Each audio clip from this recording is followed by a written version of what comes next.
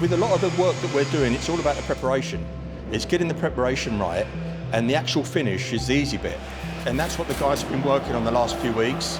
Plus, we've got to have the right environment to run a spray gun through, to finish them knowing that there's no dust going to drop on them, and then they look perfect. Same with all the light boxes above control room A cabinets on the front.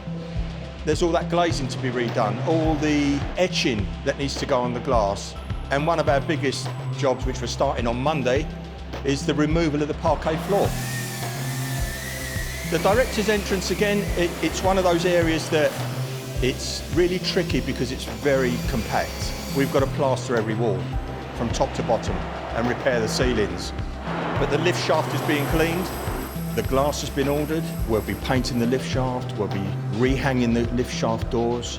We've had the stone guys in, they've been polishing the floor, they've repaired the faience all around the columns, etc. We are now sort of bottlenecking into a really critical part of our works. As Lucas finishes, we are finishing the job.